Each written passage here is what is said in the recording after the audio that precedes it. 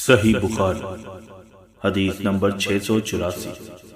امام مالک نے ابو حازم سلمہ بن دینار سے خبر دی، انہوں نے سہل بن سعد سعدی صحابی رضی اللہ تعالیٰ عنہ سے کہ رسول اللہ صلی اللہ علیہ وسلم بنی عمرو بن عوف میں قباء میں صلح کرانے کے لیے گئے، بس نماز کا وقت آ گیا۔ مؤذن بلال رضی اللہ تعالیٰ عنہ نے ابو بکر رضی اللہ تعالیٰ عنہ سے آ کر کہا کہ کیا آپ نماز پڑھائیں گے، میں تکبیر کہوں؟ ابو بکر رضی اللہ تعالیٰ عنہ نے فرمایا کہ ہاں۔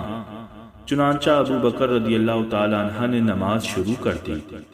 اتنے میں رسول اللہ صلی اللہ علیہ وسلم تشریف لے آئے تو لوگ نماز میں تھے۔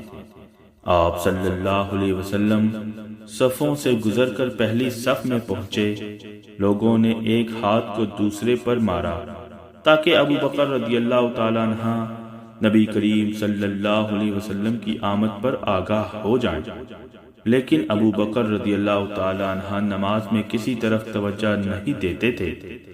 جب لوگوں نے متواتر ہاتھ پر ہاتھ مارنا شروع کیا تو صدیق اکبر رضی اللہ تعالیٰ عنہ متوجہ ہوئے اور رسول اللہ صلی اللہ علیہ وسلم کو دیکھا۔ آپ صلی اللہ علیہ وسلم نے اشارہ سے انہیں اپنی جگہ رہنے کے لیے کہا کہ نماز پڑھائے جاؤ، لیکن انہوں نے اپنے ہاتھ اٹھا کر اللہ کا شکر کیا کہ رسول اللہ صلی اللہ علیہ وسلم نے ان کو امامت کا اعزاز بخشا۔ پھر بھی وہ پیچھے ہٹ گئے اور صف میں شامل ہو گئے، اس لیے نبی کریم صلی اللہ علیہ وسلم نے آگے بڑھ کر نماز پڑھائی۔ نماز سے فارغ ہو کر آپ صلی اللہ علیہ وسلم نے فرمایا کہ ابو بکر، جب میں نے آپ کو حکم دے دیا تھا پھر آپ ثابت قدم کیوں نہ رہے؟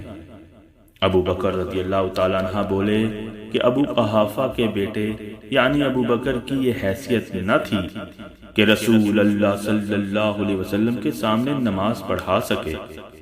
پھر رسول اللہ صلی اللہ علیہ وسلم نے لوگوں کی طرف خطاب کرتے ہوئے فرمایا کہ عجیب بات ہے، میں نے دیکھا کہ تم لوگ بکثرت تالیاں بجا رہے تھے۔ یاد رکھو، اگر نماز میں کوئی بات پیش آ جائے تو سبحان اللہ کہنا چاہیے۔ جب وہ یہ کہے گا تو اس کی طرف توجہ کی جائے گی، اور یہ تالی بجانا عورتوں کے لیے ہے۔